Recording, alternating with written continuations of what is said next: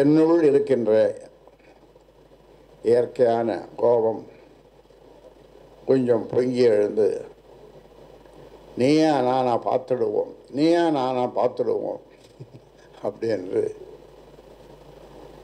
அந்த முடிவுக்கு வந்து இப்பொழுது உங்களை சந்தித்து கொண்டிருக்கிறோம். தலைமையேற்க இன்னும் ஓரிரு ஆண்டுகள் தலைமையேற்க எனக்கு உரிமை இல்லையா? ஒவ்வொரு செங்கல்லாக பார்த்து பார்த்து கட்டிய ஒரு பொய்யான தகவலை சொல்லி என்னை அடிப்படை உறுப்பிலிருந்து எடுக்கப் போகிறார். அதுக்கு உனக்கு சம்மதமா? அவர் துப்பாக்கி இருந்தால் சுட்டு இருப்பார் அவரை அந்த அளவுக்கு பயந்தார். அப்புறம் மற்றவங்களாம் கருத்து சொன்ன ஒன்றும் இல்லைன்ட்டாங்க. பயந்து எல்லாம் யாரும் ஒவ்வொருவருக்கும் மாவட்ட செயலாளருக்கும் காலை 3 மணிக்கு அதிகாலை 3 மணி வரை தொலைபேசியில் பேசி போகாதே தப்பி தவறி 8 பேர் வந்தாங்க. மீதி பேரெல்லாம் நிறுத்திட்டார். என்ன நடக்குதுன்னு அவங்க புரியாமல் புதிராக நின்றுட்டாங்க. இந்த நிறுவனர் ராமதாஸா அவருக்கு கேட்ட சாதிட்டு உள்ள பேரன் பேத்திகளோடு கொஞ்சம் விளையாடிட்டோம் என்று சொல்ல கேட்டு நான் கேட்ட சாத்திட்டு என் உயிருள்ள வரை இருக்க முடியாது சார், இது ஒன்றும் பஞ்சாயத்து அல்ல, நான் பஞ்சாயத்து பேசுகிற ஆளும் கிடையாது அப்படின்னாரு. உண்மை. நீயா நானா அப்படின்ற நிலைக்கு இந்த பிரச்சனை போய்விட்டது அப்படின்னு நீங்க சொன்னீங்க. அப்போ இதற்கு ஒரு தீர்வே கிடையாது. பேச்சுவார்த்தை மூலமாக தீர்வு காண முயற்சி செய்தது இது எல்லாமே தோல்வியில் முடிந்திருக்கிறதா? நான் அப்படித்தான் நினைக்கிறேன். ஏனென்றால் இருவர் வந்தார்கள். அவர்களெல்லாம் பெரிய ஜாம்பவான்கள், பெருமைக்குரியவர்கள். சென்னைக்கு போயிருந்தேன் பல்வெளி காரணமாக காட்டுவதற்கு. எங்கே போனாலும் ஊடக நண்பர்கள் துரத்துட்டாங்க. ஆனால் நல்லாவே இருந்தது. அன்பு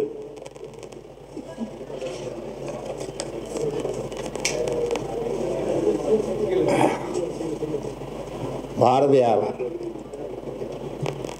இந்த சுதந்திரம் வாங்கிறதுக்காக பட்ட பாட்டை பற்றி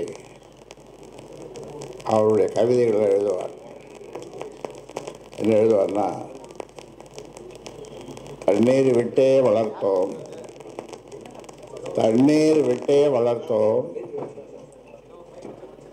சர்வேசா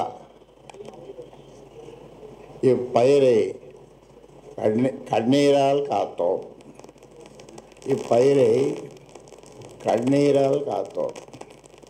தண்ணீர் விட்டே வளர்த்தோம் சர்வேசா இப்பயிரை கண்ணீரால் காத்தோம்.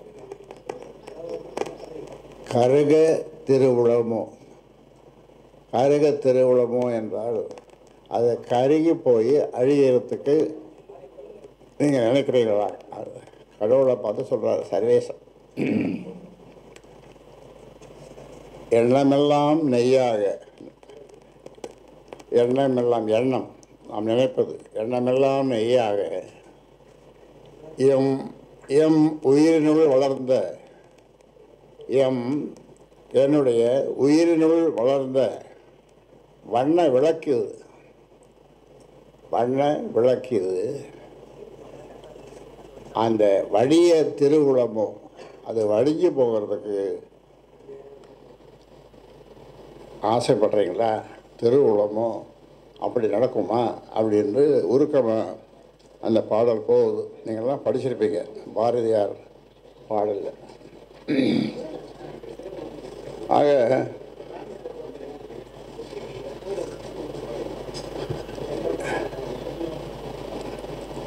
எனக்கும் செயல் தலைவருக்கும் போய்கொண்டிருக்கிற பிரச்சனைகள் முழுசும் உங்களுக்கு தெரிய வாய்ப்பில்லை. ஆனால் போலீஸ்காரர்களை காவல்துறை தான் சொல்லுவாங்க, காற்று போகாத இடத்துக்கெல்லாம் காவல்துறை போகும்னு. காற்று அதே மாதிரி தான், நீங்கள் சளைச்சவங்க அல்ல ஊடகம். அதிலும் இன்றைய நவீன ஊடகம் எங்கேயோ போயிட்டுருக்கு. அதுக்கு முன்னால் ஊடக நண்பர்கள் நான் சொல்கிறது 40 வருஷத்துக்கு முன்னால் உட்காந்து எல்லாம் எழுதுவாங்க. நான் நிறுத்தி சொல்லுவேன், அது எழுதுகிற காலம். இதெல்லாம் பார்த்தீங்கன்னா நீட்டாக தூக்கிட்டு வரீங்க, கேமரா அது இது கைபேசி, நீங்கள் பாருங்கள் எத்தனை இது இருக்கு. ஆக சிறந்த ஆளுமைகள் உள்ள ரெண்டு பேருடைய சமரச பேச்சுவார்த்தை. அவர்கள் இங்கே வந்தார்கள், நான் அங்கே போனேன், பேசிக்கொண்டிருக்கிறோம். ஆனால் கடைசியில் டிராவில் முடிஞ்சு போச்சு. டிரா ஒரு முடிவுக்கு வரல.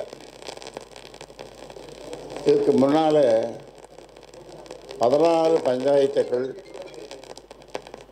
நடந்தது. 14 பஞ்சாயத்துகள் என்றால் நான் தொடங்கிய 34 அமைப்புகள்.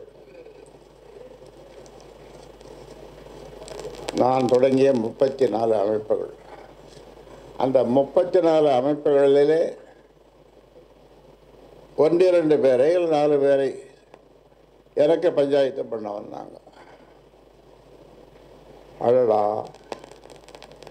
இதுதான் தலைவிதி என்பதோ என்று எண்ணிக்கொண்டு அதையும் ஏற்றுக்கொண்டேன்.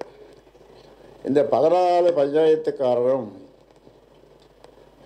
நான் தொடங்கிய 34 அமைப்புகளில் இருந்து வந்த 14 பஞ்சாயத்துக்காரர்களும் என்ன அதிசயம், ஒரே விதமான தீர்ப்பையே சொன்னார்கள்.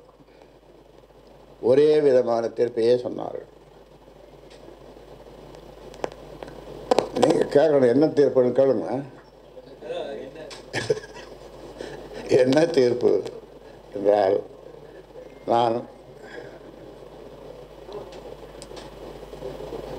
இங்கே இருந்து கொண்டு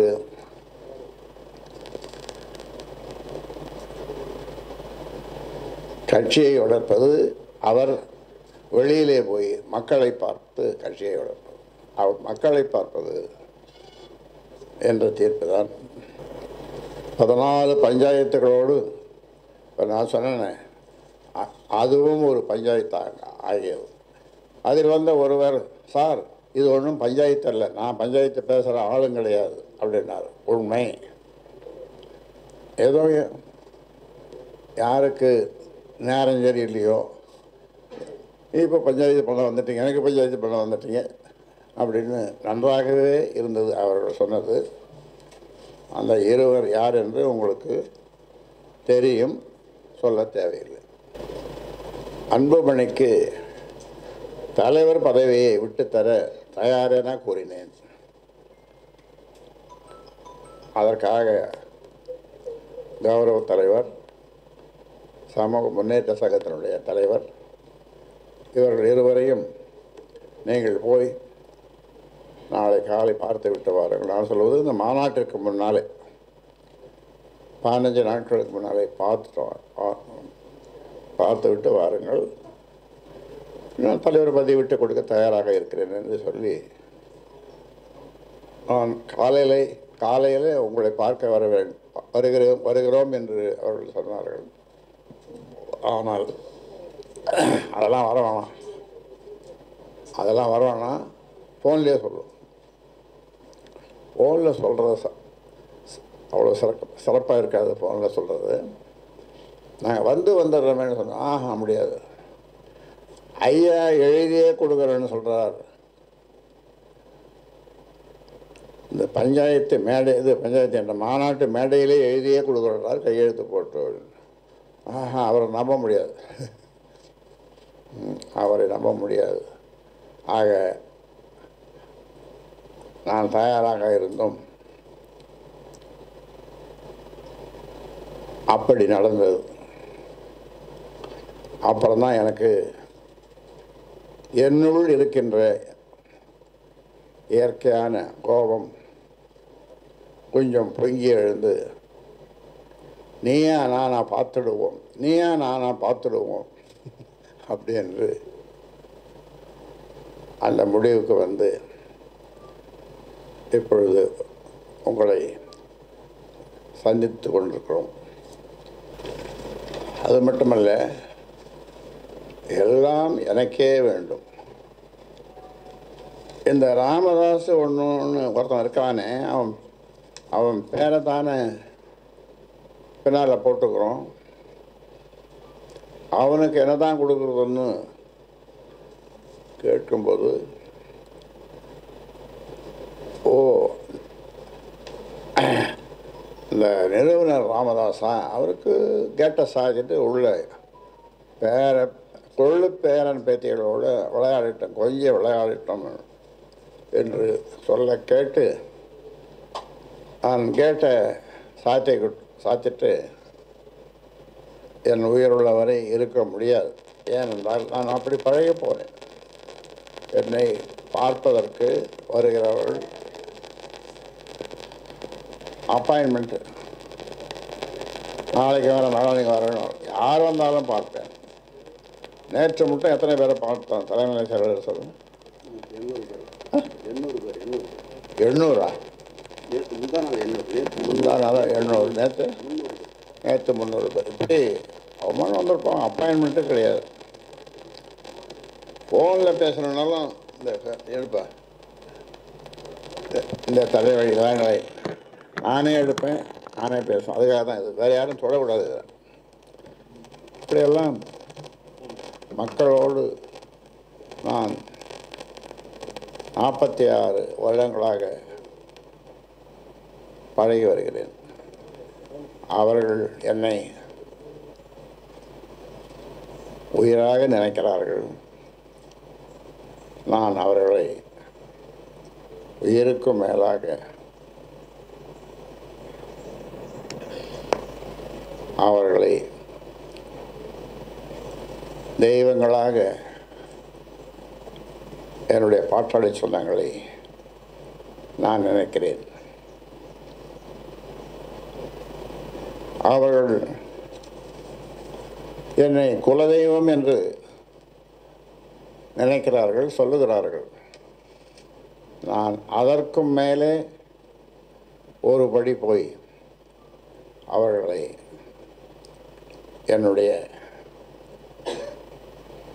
வழிகாட்டிகளாக, தொண்டர்களாக அல்ல, வழிகாட்டிகளாக, என்னோடு ஒன்றிணைந்த அந்த உயிர்களை நான் நேசிப்பதை வார்த்தையாலே சொல்ல முடியாது. 46 ஆண்டுகள் உழைத்து உருவாக்கி கட்டி காத்த கட்சியில் இன்னும் ஓரிரு ஆண்டுகள் தலைமையேற்க, இன்னும் ஓரிரு ஆண்டுகள் தலைமையேற்க எனக்கு உரிமை இல்லையா? எனக்கு உரிமை இல்லையா என்று கேட்பதே எனக்கு அவமானமாக இருக்கிறது. ஒவ்வொரு செங்கல்லாக பார்த்து, ஒவ்வொரு செங்கல்லாக பார்த்து பார்த்து கட்டிய கட்சி என்ற மாளிகையில், பாட்டாளி மக்கள் கட்சி என்ற மாளிகையில் நான் குடி அமர்த்தியவரே என்னை கழுத்தை பிடித்து வெளியே தள்ளுகின்ற அளவிற்கு அவருடைய செயல்பாடுகள் இருக்கின்றன.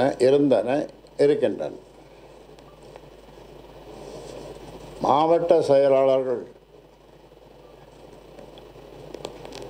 வருகையை அடுத்து நிறுத்தி என்னை பார்க்கக்கூடாது என்று அவரே ஒவ்வொருவருக்கும் செல்பேசியிலே பேசி என்னை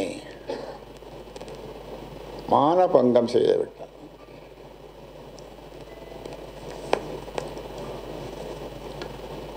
அன்று அமைதி காத்திருந்தால்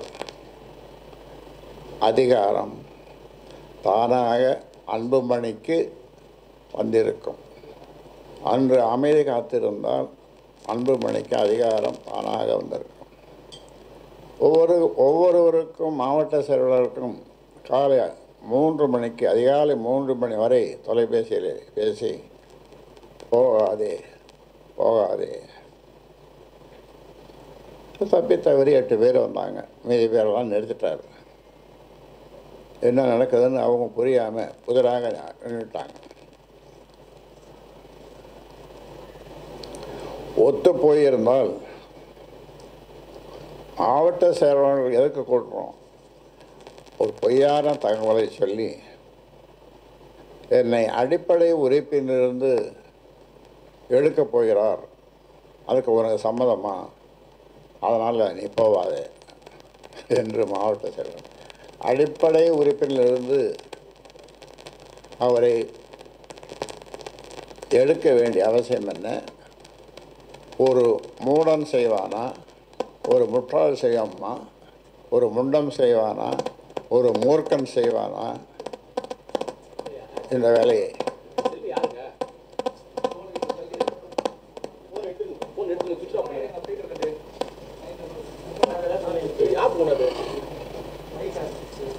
அதனால் அந்த மாதிரி ஒரு நிகழ்ச்சி இல்லாமல் ஒத்துப்போயிருந்தால் ஓரிரு ஆண்டுகளில் உனக்கு முடிசூட்டு விழா நானே முன்னின்று நடத்தியிருப்பேன். 3 ஆண்டுகளுக்கு முன்னாலே முடிசூட்டு விழா நடந்தது. அப்பொழுதுதான் அவர் தலைவரானார். ஆனந்த கண்ணீர் விட்டேன். அப்பொழுது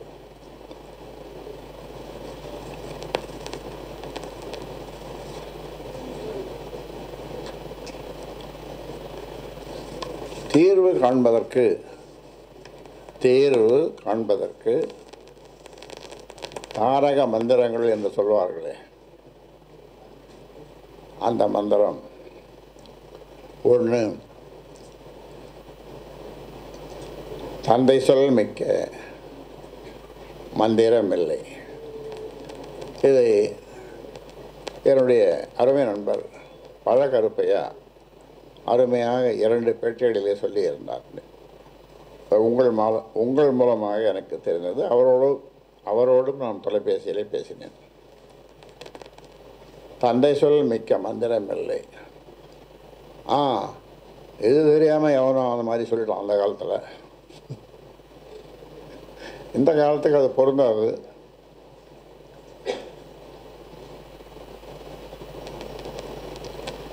தந்தைக்கு பிறகே தனையன்,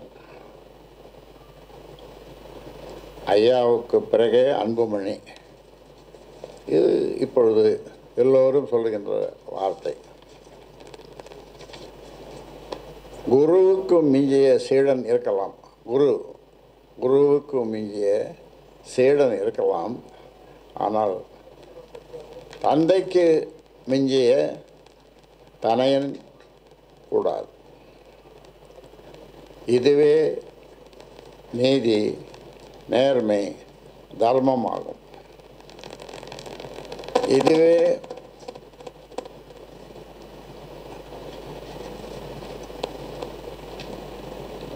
உலகியல் நியதியும் ஆகும். இதுவே சாஸ்திர சம்பிரதாயமும் ஆகும்.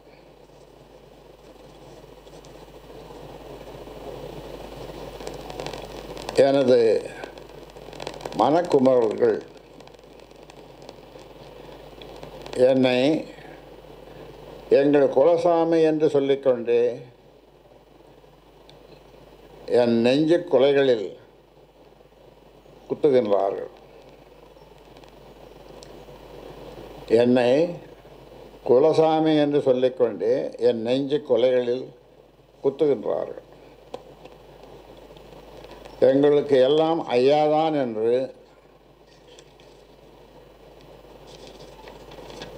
சொல்லிக்கொண்டே என்னை அதள பாதாளத்தில் தள்ள நினைக்கிறார்கள். அனைத்தும் ஐயாதான் என்று சொல்லிக்கொண்டே என்னை அவமானப்படுத்துகிறார்கள். ஐயாவின் புகழை பெருமையை பேசுவதே எங்கள் நோக்கம் என்று சொல்லிக்கொண்டே சிறுமைப்படுத்துகிறார்கள். ஐயாவின் லட்சியமே எங்கள் லட்சியம் என்று சொல்லிக்கொண்டே என்னையே இலக்காக்கி குறிவைத்து தாக்குகின்றனர்.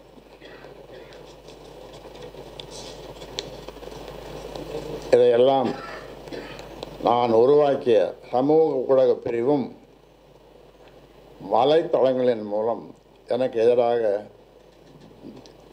செய்கின்றனர். என் கைவிரல் கொண்டே என் கல்லை குத்திக் கொண்டேன். என் கைவிரல் கொண்டே என் கண்ணை நான் குத்திக் கொண்டேன். உயிருள்ள என்னை எல்லா வகையிலும் உதாசீனம் செய்துவிட்டு என் உருவப்படத்தை மட்டும் வைத்து உற்சவம் செய்கின்றனர். என் உயிருள்ள என்னை எல்லா வகையிலும் உதாசீனம் செய்துவிட்டு என் உருவப்படத்தை மட்டும் வைத்து உற்சவம் செய்கின்றனர். என்னை நடைப்பணமாக்கி என் பெயரில் நாடு முழுவதும் நடைபயணம் செய்யப் போகிறார்களாம்.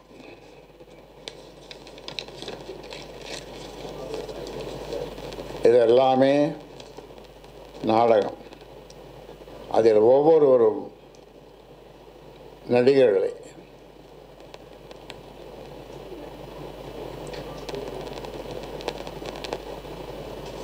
அதாவது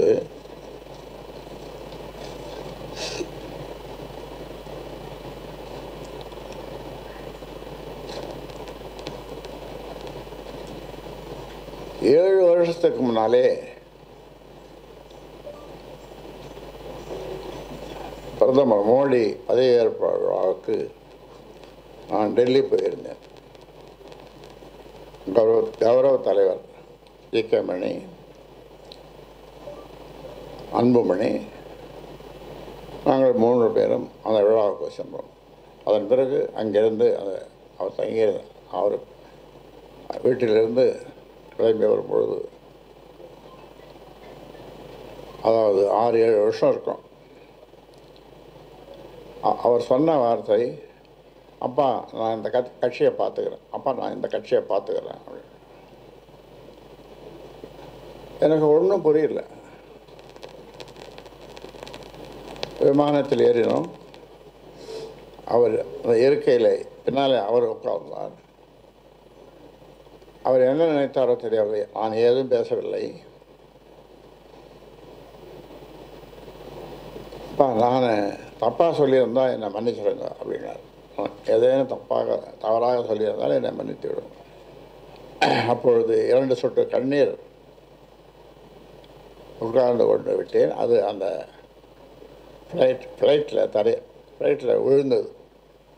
அப்புறம் அங்கிருந்து மீனம் பார்க்க வந்தோம். அங்கிருந்து வண்டியை எடுத்துக்கொண்டு எதுவும் பேசாமல் அயலாபுரம் வந்தேன். இது நடந்தது 6-7 வருஷம் இருக்கும். இப்போ இல்லை, அப்போது பதவி ஏற்பு நடந்தது நம்முடைய பிரதமருக்கு. அப்போது ஆக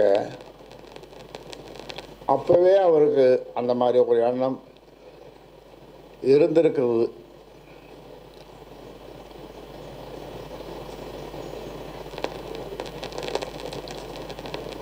அதன் பிறகு அவர் எப்படி தலைவரானார் என்பதை உங்களுக்கு சிலருக்கு தெரியும், சிலருக்கு தெரியாது. ஒரு நாள் ஒரு மனசு சங்கடமாக இருந்தது. எங்கே யாரையும் பார்க்காத எங்கேயாவது ஒரு இடத்துல போய் 8 நாள் இருக்கலாம் என்று கல்டான் ஹோட்டல், அந்த மகாபலிபுரம் அந்த ரோட்டில் இருக்கிற கல்டான்னு ஒரு ஹோட்டல், ஒரு ஜெகத் ரஷனுடைய ஹோட்டல், அதில் போய் தங்கியிருந்தேன். இதை எப்படியோ தெரிந்து கொண்ட சௌமியா அங்கே வந்தது. மாமா என்றது, ஏமா என்று. இன்றைக்கு புதன்கிழமை, அடுத்த புதன்கிழமை நாள் நல்லா இருக்கிறது. மண்டபம் பார்த்து விட்டேன். தலைவரை மாற்றி விடலாம். அவர் ஓய்வறியா உழைப்பாளி தியாகச்சம்பல் ஈகமணியை மாற்றி விடலாம் என்று நான் ஏதும் சொல்லாமல் அவரை வரவழைக்கிறேன், அவரிடம் கேட்கிறேன், சொல்லுகிறேன் என்றேன். அவரும் வந்தார். அவரிடம் சொன்னேன். அவர் சொன்னார், நான் தயார், ஆனால் என்னுடைய மைத்துனர், என்னுடைய தம்பி, அவர் இருவரும் அவர்கள் ஜோசியத்தில் நம்பிக்கை உண்டு அவர்களுக்கு. எனக்கு அந்த நம்பிக்கை இல்லை. அவர்கள் இருவரும் எதை செய்தாலும் 1.5 மாதம் பொறுத்து, 45 நாள் பொறுத்து செய்யுங்கள் என்று சொன்னார்கள். நான் சொன்னேன், சரி சௌமியா வந்ததும் அவர்கிட்ட சொல்லிடுறேன் அப்படின்னு. அதை வரவழைச்சு சொன்னேன். சரி மாமா என்று சொன்னது. அந்த 1.5 மாதத்துக்கு பிறகு அந்த நாளும் வந்தது. முடிசூட்டு விழா நடந்தது. அப்பொழுது ஆரத்தழுவி அவரை தேர்ந்தெடுத்தோம். ஆரத்தழுவி ஆனந்த கண்ணீர் வடித்தோம்.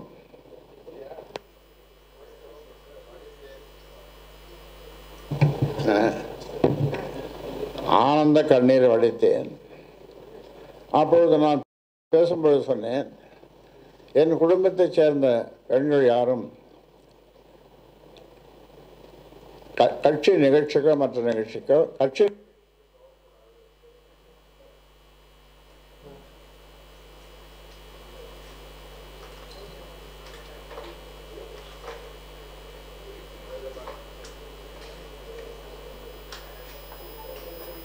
சேர்ந்த பெண்கள்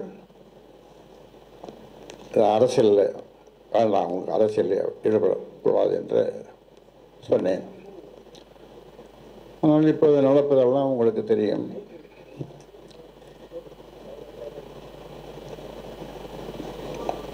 கோயிலாக இதுவரைக்கும் 1000 கோயில்கள் போயிருப்பேன். அது அவருடைய உரிமை. அதில் நான் அதை பற்றி எதுவும் சொல்லவில்லை. ஆனால் என்ன வேண்டுதல் என்று எனக்கு தெரியவில்லை. என்னுடைய ஜோசியத்தை ஆத்தூரில் இருக்கிற ஒரு ஜோசியரிடம் திடீரென்று 2 பெண்கள் போய் பார்த்தார்கள். அந்த ஜோசியர் சொன்னான், அந்த ஜோசியரை பார்ப்பதற்கு ஏற்பாடு செய்த இப்பொழுது மாவட்ட செயலராக போட்டிருக்கேன். அவன் சொன்னான், இந்த மாதிரி ஜோசியம் 7 தலைமுறையில் இருக்க நான் பார்த்ததில்லை. 7 தலைமுறை இவர். அப்படிப்பட்ட ஜோசியம் அவர். இவர் குடும்பத்தைச் சேர்ந்த எல்லோரும் பேரன் பேத்திகள் யாருக்கும் எந்த தோஷமும் எப்பொழுதும் வராது என்று சொன்னார். அதாவது எங்கள் அப்பா இருக்கும்போது அவரு ஜோசியத்தில் நம்பிக்கை உண்டு. எல்லா ஜோசியமும். எனக்கு அந்த ஜோசியத்தில் நம்பிக்கை கிடையாது. எதுக்கு இது சொல்கிறோன்னா, அப்பொழுது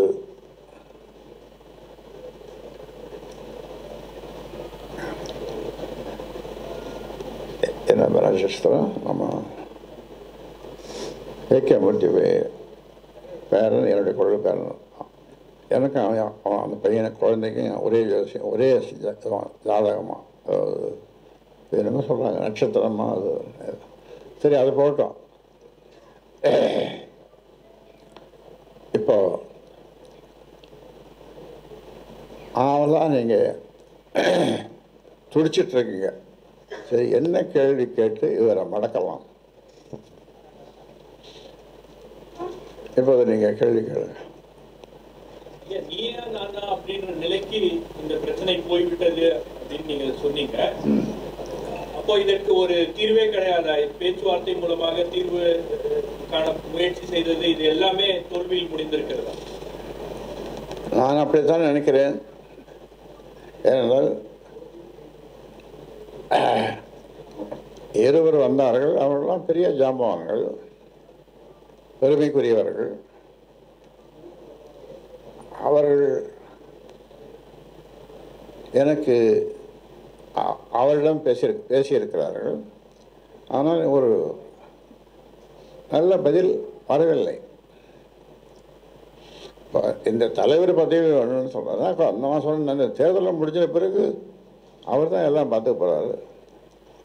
எனக்கு இது அரசியல் என்பது வாரிசு கிடையாது பொதுவாக. இல்லையா? நான் உங்ககிட்ட எவ்வளோ கொடுத்துட்டு போவேன். அவர்கிட்ட கொடுத்து எனக்கு இல்லையான்னு கேட்கக்கூடாது. வாங்காத ரெடியாக இருப்பார். வாங்கம்மா, அவர் வேணான்ட்டாருங்க. உங்களுக்கு உங்களுக்கு உங்களுக்கு வேணுமா? வேணுமா? கொடுப்பாரு. ஐயா என்ன செய்தாலும் கொடுப்பார். தலைவர் பதவி தான், வேற ஒன்றும் இல்லை. அப்புறம் கேள்வி. அன்புமணி ஐயா வந்து உங்க பேச்சை கட்டுப்படுத்தி இருந்தாங்க. தற்போது உங்க பேச்சை கட்டுப்படுத்தாம மோதல் போக்கு வந்து நிலவி வருகிறது. இதற்கு பாஜக பின்புலம் இருக்குன்னு நினைக்கிறீங்களா? பாஜக அதெல்லாம் யாரும் பின்புலம் இல்லை. இன்னொன்று, யார் சொன்னாலும் அவர் கேட்க மாட்டார். அதாவது இங்கே இருக்கிற எல்லாரும் சேர்ந்து முயலுக்கு எத்தனை காலம் கேட்டா என்ன சொல்லுவீங்க? சொல்லுங்க. இல்லை 4 கால். ஆனால் அவர் 3 கால் தான் சொல்லுவார். அந்த 3 கால் அப்படின்னு சொல்றதை நிறுத்தி 4 தான் சொன்னோன்னா பிரச்சனையே முடிஞ்சு போயிடுச்சு. பிரச்சனையே முடிஞ்சு போயிடுச்சு. இவ்வளவு ஆண்டு காலமா நீங்க நிறுவனரா தான் இருந்து தேர்தலை சந்திச்சீங்க.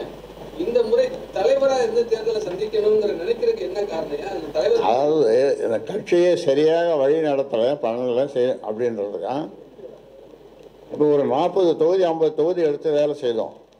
ஆனால் அதை போய் அதுக்கு கொஞ்சம் கூட அவர் ஒத்துழைப்பு கொடுக்கல. அதனால் நாம் கொஞ்சம் வலுவாக இருந்தால் தான், ஒரு 50-60 தொகுதியில் வலுவாக இருந்தால் தான் கூட்டணி பேசுகிறதுக்கும் நம்மக்கிட்ட வருவாங்க. நாமும் வெற்றி பெறலாம், கூட்டணி கட்சி பெரிய கட்சியாக இருக்கிறவங்க அவங்களும் வெற்றி பெறலாம். அதற்கு அவர் உழைப்பதற்கு தயாராக இல்லை. என்னிடம் இவர் தருமபுரியில் நிற்க போகிறார் என்று பல காலம் தொடர்ந்து சொல்லி வந்து அங்கே தான் நின்னார். கடைசியில் இங்கே வந்தபோது நான் கேட்டேன் அந்த தேர்தல் நேரத்தில், தருமபுரியில் யார் நிற்கிறது? நான்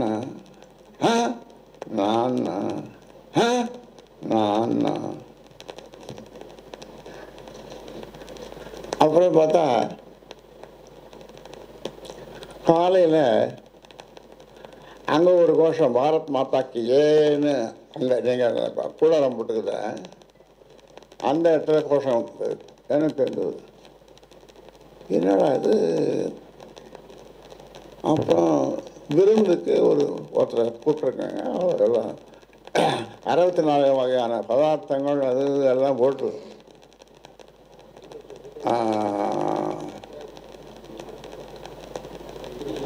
அவருக்கு சாப்பாடு டிஃபன் கொடுத்தாங்க. அதுவும் எனக்கு தெரியாது.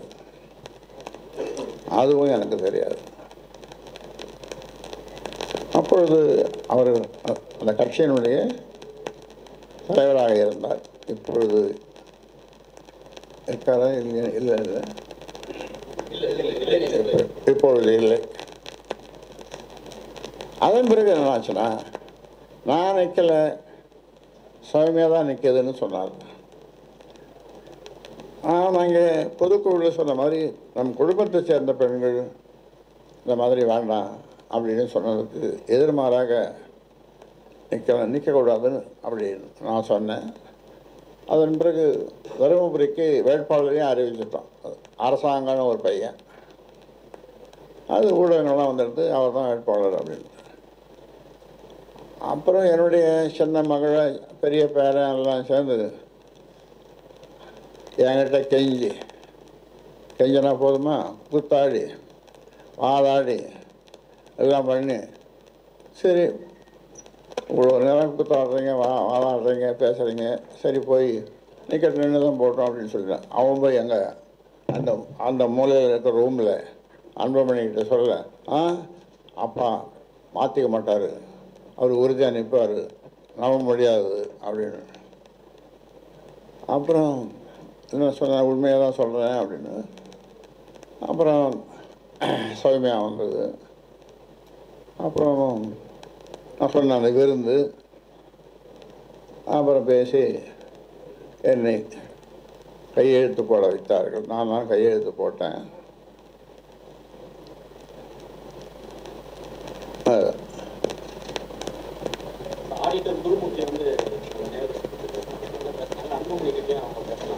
பேசலாம், அங்கேயும் பேசினார்கள், இங்கேயும் பேசினார்கள்.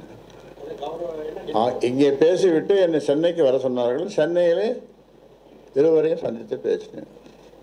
என்னங்க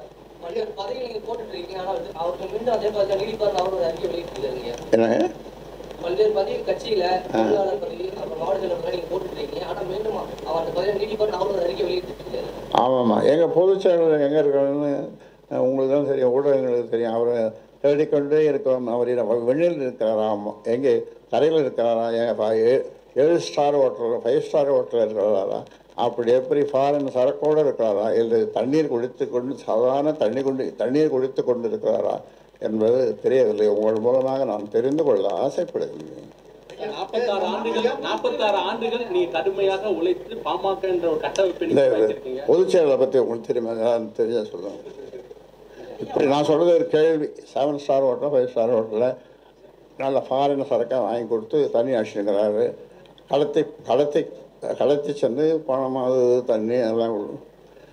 இங்கே என்ன சொன்னார் இப்போ பொதுச் செயலாளர், நான் துணிமணிலாம் அங்கே தேனி மாவட்டம் தான் ஒரு சொந்த ஊர், அங்கே வச்சுட்டு வந்துட்டேன்.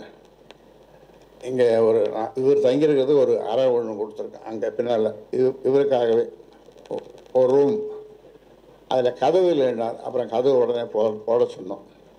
திரும்பி வருவார்னு பார்த்தா அப்புறம் இந்த மாதிரி கேள்விப்படுறோம், அவர் மிதக்கிறார் மிதந்து கொண்டே இருக்கிறார் என்று கேள்விதான். எவ்வளோ தூரம் உண்மை என்னன்னு தெரியாது எனக்கு. 46 ஆண்டுகள் நீங்க கடுமையாக உழைத்து பாமக ஒரு கட்டமைப்பை உருவாக்கி இருக்கீங்க. இப்போ உங்க மோதல் காரணம் 96,000 கிராமங்கள், 96,000 கிராமங்களுக்கு என் கால்கள் மோதல் காரணமா தொண்டர்கள் சோர்வடைந்து அந்த கட்டமைப்பு உடைகின்ற ஒரு சூழ்நிலை உருவாகிட்டு அது கிடையாது. ஏன்னா எப்பொழுதும் தொண்டர்கள், நான் தான் தொண்டர்கள் கிடையாது, அவங்க மக்களுக்கு தொண்டு செய்கிறவர்கள், மக்களுக்கு தொண்டு செய்கிற அவர்கள், மக்கள் தீர்ப்பே மகேசன் தீர்ப்பு என்று சொல்கிறேன். மக்களுக்கு தொண்டு செய்கிறவர்கள் அவர்களை போய் என்னுடைய தொண்டர்கள் என்று சொல்ல முடியாது. அவர்கள் நான் முதல்ல சொன்ன மாதிரி அவர்களெல்லாம் வழங்கப்பட வேண்டிய ஒரு தெய்வங்கள். சமூக நீதி பேரவை தலைவர் பாதுகாப்பு நிற்கிறீங்க, அன்புமணி கடவுள்வான்னு சொல்லியிருக்காரு. அது மேல நீங்க கோபம் என்றவர் வழக்கறிஞரா, அவரு அந்த பதவிக்கு லாயற்றவர், வழக்கறிஞர் இருக்கிறதே தகுதியற்றவர் அப்படின்னு சொல்லியிருக்காரு. உங்களுடைய கருத்து யார் சொல்றது? அன்புமணி ராமதாஸ் பேசியிருக்காரு.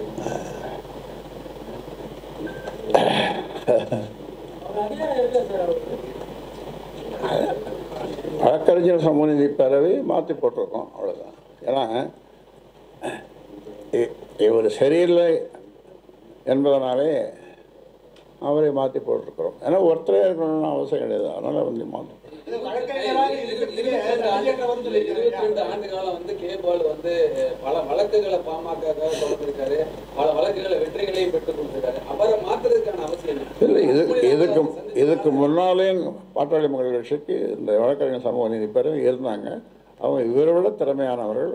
ஆனால் இப்போ நம்ம கட்சியில் வேறு கட்சிக்கு போயிட்டாங்க. ஆனால் இன்றைக்கி என் மேலே பாசமாக இருக்காங்க. சார், இப்போ ஒரே விஷயம் ஐயா, தொடர்ந்து இருக்கிற இந்த ஒரு மாசத்தோட குழப்பம் ஐயா தெளிவா என்ன சொல்றீங்க? அன்புமணிக்கும் உங்க தொண்டர்களுக்கும் சொல்ல வேண்டிய கருத்து, 2026 அப்புறம் உனக்கு அந்த பதவி கொடுக்குறேன்ப்பா ஐயா என்ன சொல்லுவாரு? கோரிக்கை சொன்னீங்கன்னா நீங்கள் சொல்கிற மாதிரியே இந்த தேர்தல் முடிந்த பிறகு எல்லாமே அவர் மாறி போயிட்டோம்.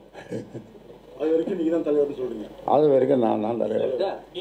அதாவது இதை நிறுவிய நான் ஒரு தலைவர் பதவி தான். வேறு வந்து நான் வந்து கூட்டணி சேர்ந்து கூட்டணி மந்திரி சபையில் போய் மந்திரியாக அந்த சீட்டை அந்த மாதிரி எப்பொழுதும் எந்த காலத்துலேயும் சத்தியமாக அமைச்சர் பதவிக்கு அரசியல் அந்த மாதிரி இதுக்கும் நான் போக மாட்டேன்.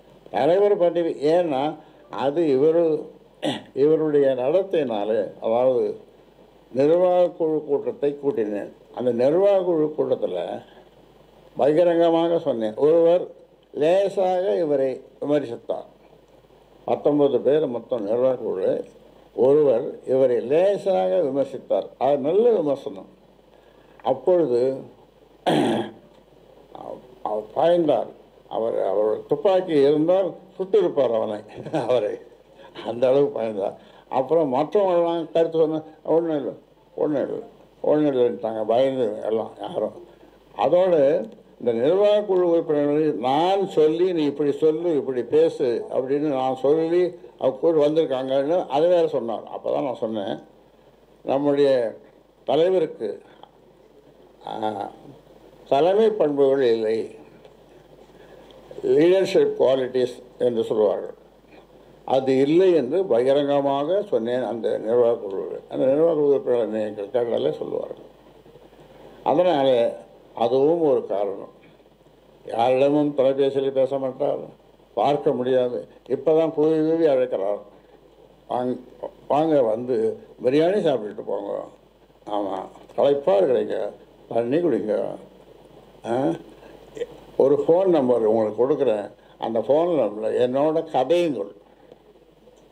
ஐயா, உங்க கூட இருக்கிற அன்பழகன் வந்து பணம் வாங்கிட்டு தான் வந்து மாவட்ட செயலர்கள் புதிய நிர்வாகிகள் போடுறாங்கன்னு அன்பழகன் மீதையும் ஜிகே மணி மீது கடுமையான குற்றச்சாட்டை வச்சிருக்காங்க. அது உண்மைதானா?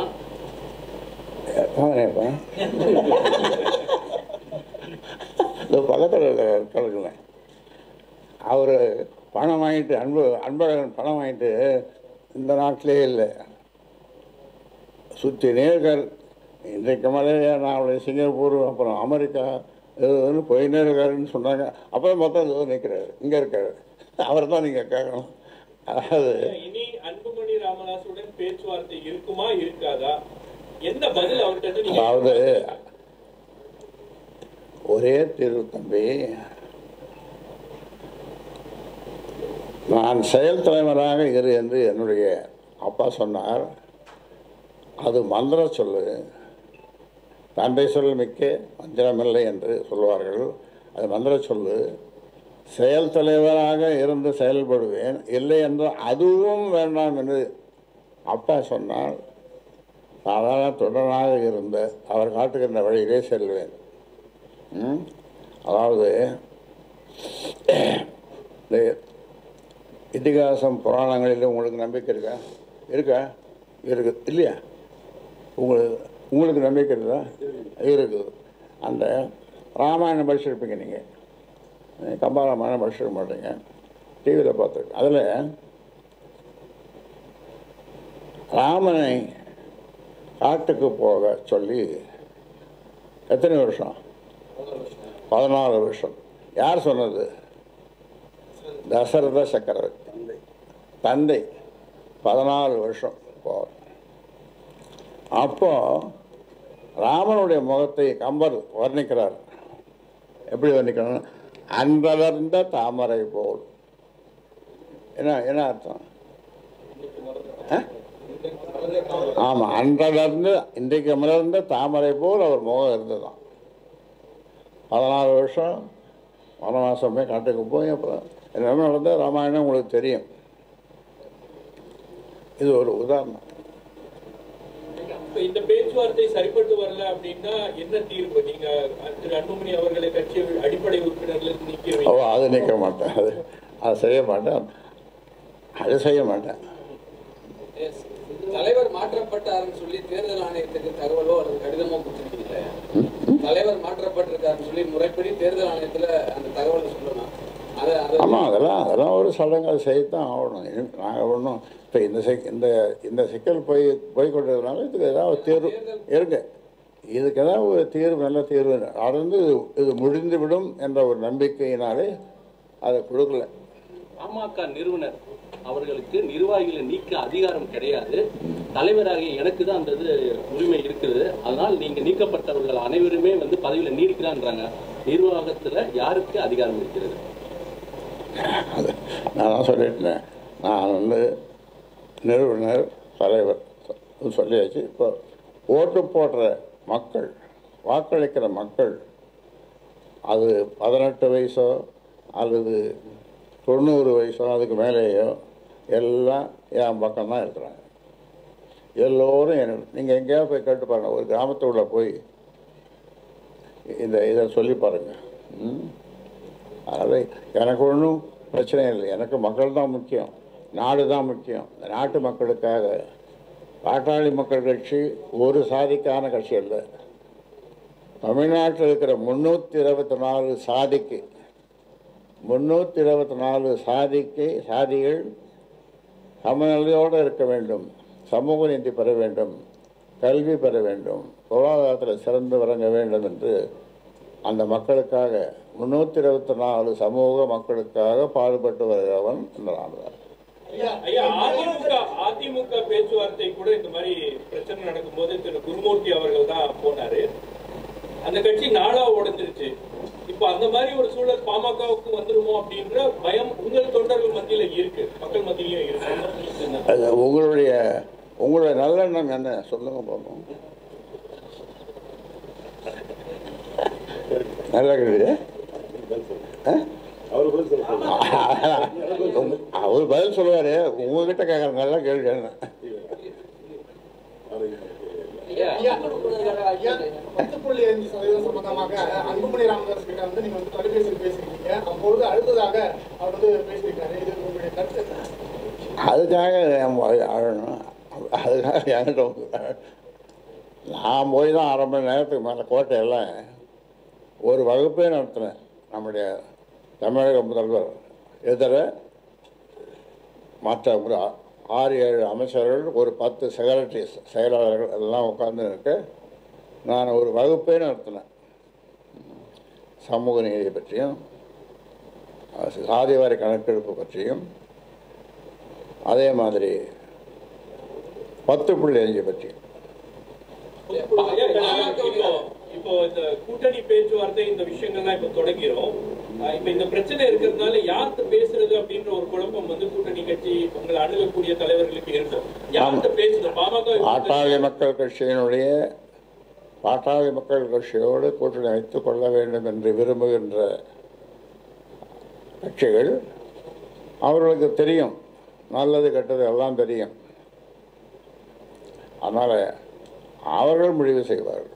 பாமக பொதுக்குழு நடந்து 3 வருடத்துல பதவிக்காலம் நீடிக்கிறோம். அப்படி பார்க்கும்போது பாமக பொதுக்குழுல தேர்ந்தெடுக்கப்பட்ட பதவி இல்லை, இன்னும் 3 வருஷம் அவருடைய பதவி முடிஞ்சிடுது. ஒரு தலைவர் என்பது 3 வருஷம் தான், அது முடிஞ்சிடுது. மறுபடியும் ஒரு பொதுக்குழு கூடி தேர்ந்தெடுக்கும். தலைவர் அன்புமணி என்றது இப்ப காப்பந்தான் இருக்காரு. பொதுக்குழு பதவிக்காலம் முடிந்த பிறகு தலைவர் பதவின்றது இப்ப காப்பந்துல தான் இருக்காரு. மறுபடியும் ஒரு பொதுக்குழு கூட்டணும், கூட்டி அது முடியும்.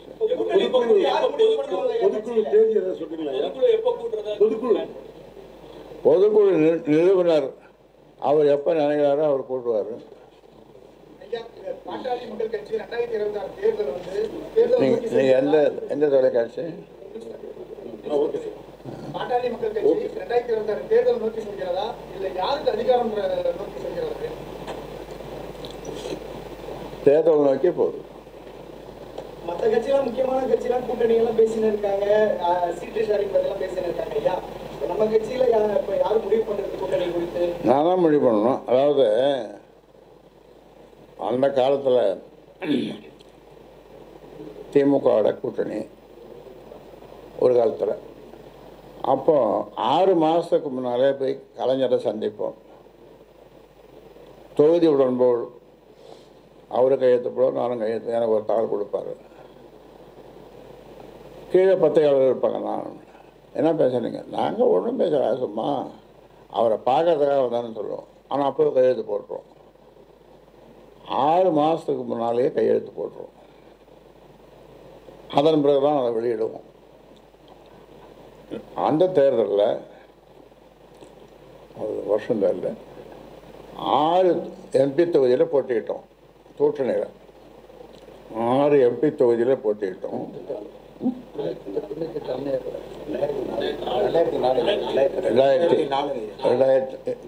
2004 அப்போ 6 தொகுதியில் போட்டிருந்தோம். ஒருவர் வாய்ஸ்லாம் வேற கொடுத்தாரு. 6 தொகுதியும் ஒரு ராஜ்யசபா எம்பியும் ஜெயிச்சிட்டோம். எல்லாமே 100 விழுக்காட்டுக்கு மேலே.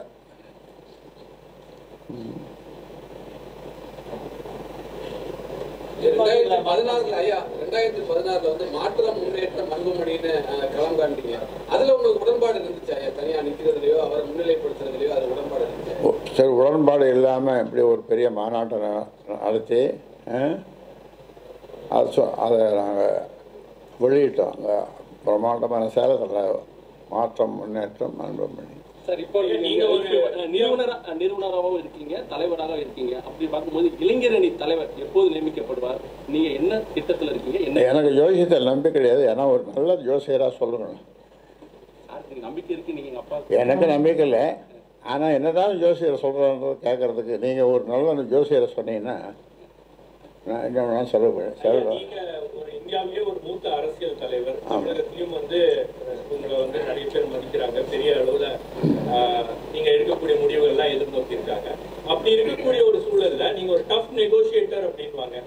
எந்த பேச்சுவார்த்தை இருந்தாலும் ஒரு டஃபா பேசுவாரு, தனக்கு வேண்டியதை அவர் பெற்றுக்கொள்வார். உங்களுடைய இம்ப்ரெஷன்? உள்ளொன்று வைத்து புறமென்று பேசுவோர் உறவு கலவாமை வேண்டும். என்ன அப்படின்னா? இல்லை அப்படின்னா என்ன? அதை முதல்ல சொல்லுவாங்க. அவரோடு உறவு கலவாமை வேண்டும். எனக்கு அப்படி பேச தெரியாது. அப்படி இருக்கக்கூடிய ஒரு சூழல்ல திரு அன்புமணி ராமதாஸோட பேச்சுவார்த்தை நடத்தி டஃபா நெகோசியேட் பண்றதுல இவ்வளவு பிரச்சனை உங்களுக்கு எப்படி வருது? என்ன எந்த இடத்துல அது டெட்லாக்கா இருக்கு? எந்த இடத்துல அது சரி வர மாட்டேங்குது?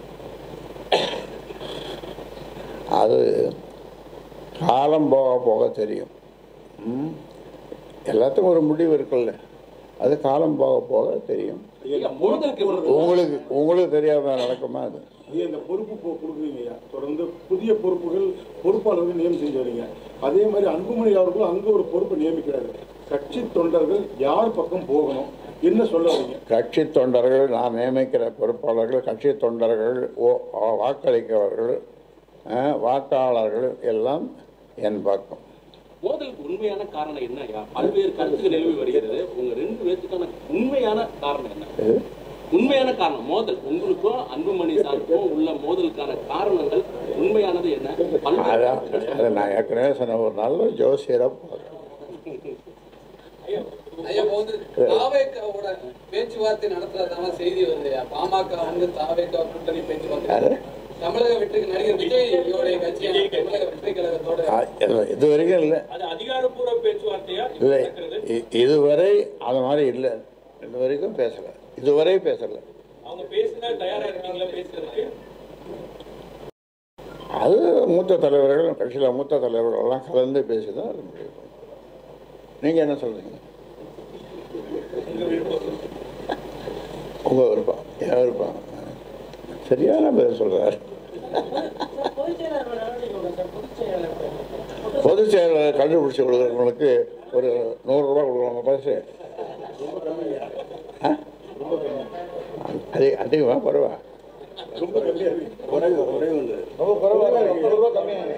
ரொம்ப ரொம்ப கம்மியாக ஃபாரின் பார்க்கலாம் அதான் குடிக்கக்கூடாதுன்னு சொல்கிறேன்.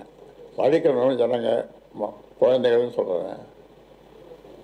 சமூக நீதி, இடஒதுக்கீடு, பெண் உரிமைக்காக பல போராட்டங்கள் நடத்திருக்கீங்க. குடும்பத்தில் இருக்க பெண்கள் அரசியலுக்கு வரக்கூடாதுங்கிறதுல என்ன காரணம்? அதுக்கான காரணம் என்ன? நீங்க பல போராட்டங்கள் பெண் உரிமைக்காக நடத்திருக்கீங்க, குடும்பத்தில் இருக்க பெண் அரசியலுக்கு வரக்கூடாது. சரி, ஒன்று கேட்குறேன்.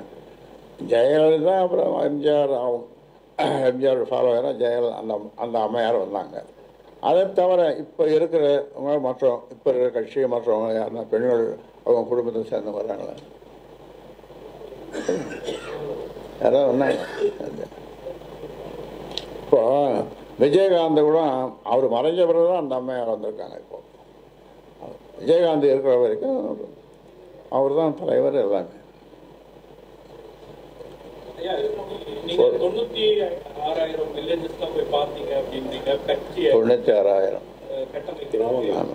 கன்னியாகுமரியிலிருந்து நம்ம வடக்க கும்மிடிப்பட்டியிலிருந்து குமரிமுனை வரை, இந்த பக்கம் வடக்க கிழக்க மேற்க எல்லா இடங்கள்லையும் நீங்கள் எந்த ஊர் கொண்டாலும் பரிசார்த்தமாக போய் கேளுங்க. ஐயா வந்தாராங்க, அவங்க பாருங்க, அவர் நட்டத கல்வெட்டு தான் பாருங்க. அவர் பேர் எங்கள் வீட்டில் குழு குடித்தார், எங்கள் வீட்டில் பாஞ்சோறு சாப்பிட்டாரு அப்படின்னு எந்த ஊருக்கு கேட்டாலும் இப்போ சொல்லுவாங்க. இருக்கு அதான் சொன்னேன். என்னால் நடக்க முடியாமல் கோலூன்றி, காந்தி மாதிரி அவரோட ஒப்பிடக்கூடாது, காந்தி மாதிரி ஒரு கோலூன்றி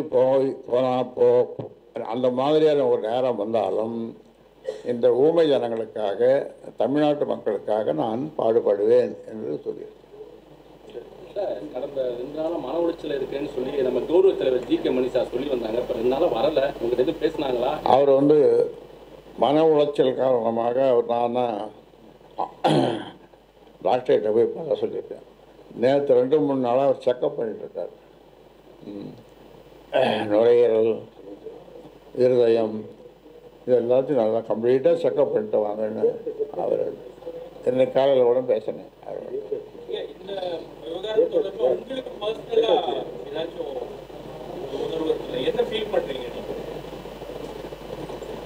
என்ன ஃபீல் பண்ணுவோன்றது நீங்கள் ஒரு ஜோசியராக இல்லை, சாதாரண ஒரு பத்திரிகை நாளாராக சொல்லுங்க பார்ப்போம். சும்மா நீங்க சொல்லுங்கன்னா என்ன மறுபடியும் என்னையே கேள்வி கேட்குறீங்க.